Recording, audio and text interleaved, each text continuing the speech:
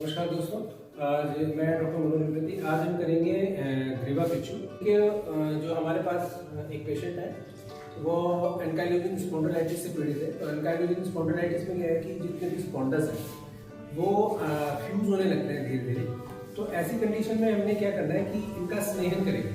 तो स्नेहन या बस्ती कर सकते हैं, इसमें बाह्य बस्ती कर सकते हैं। परंतु बाह्य बस्ती क्या है कि अगर हम रोगी परीक्षण करेंगे तो रोगी परीक्षण में वो कह रहा है कि मुझको लेटने में असमर्थता है। लेटने में असमर्थता में क्या है कि अगर बहुत ज़्यादा देर तक लेट नहीं पाएगा तो आप उसको बैठा कर भी कर सकते हैं। आप इस कंडीशन में आप बस्ती तो कर नहीं सकते।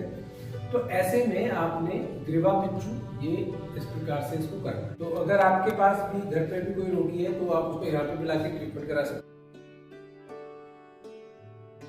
तो इस प्रकार से धीरे धीरे इसका मूवमेंट भी कराएगी। स्पाइन से ये जो स्पॉन्डस है, जो वर्टिब्रास है, वो फ्यूज हो चुके हैं तो उसको धीरे धीरे फ्लेक्सिबल।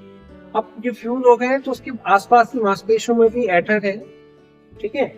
तो ऐसे में धीरे धीरे थोड़ा सा स्नेहन करेंगे। स्नेहन में क्या होगा कि अब बस्ती प्रकरण हो सकता था, इसमें बस्ती कर सकते थे।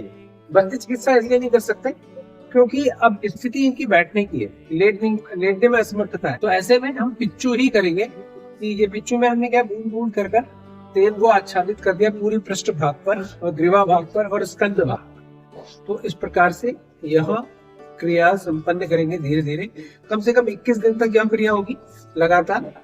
तो अगर आपके पास भी ऐसे घर पर कोई पेशेंट है तो आप घर पर भी इसको कर सकते हैं।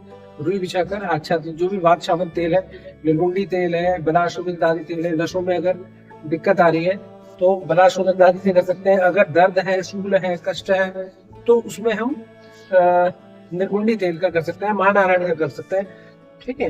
तो इसको अगर आप, कोई रोगी कहता है कि मेरे को तो तेल से एलर्जी है, तो ऐसी कंडीशन में आपने इसमें महाराशनादि क्वाथ से भी या दशमूल क्वाथ से या निर्गुंडी क्वाथ से इसका पिच्चू कर सकते हैं। इस पर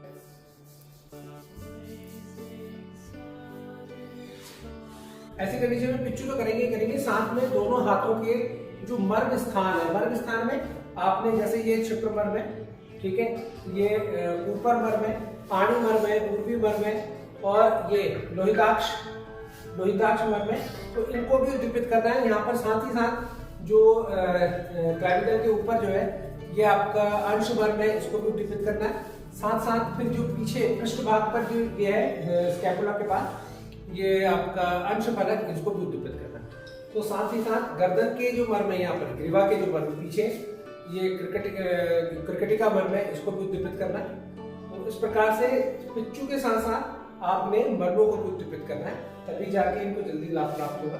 कम से कम 21 दिन का यह ट्रीटमेंट रहेगा। अगर आपको ये ट्रीटमेंट कराना हो तो दिए गए नंबर पर हमसे संपर्क करें। श्री संजीवनी क्रियायोग हरिद्वार संस्थान में नाना प्रकार की चिकित्साओं का भी प्रावधान है, जैसे घुटनों के दर्द है, सर्वाइकल है, सर्वाइकल स्पॉन्डिलाइटिस है, बैक पेन है, इन सभी क्रियाओं को यहाँ पर ट्रीट किया जाता है, चिकित्सा दी जाती है।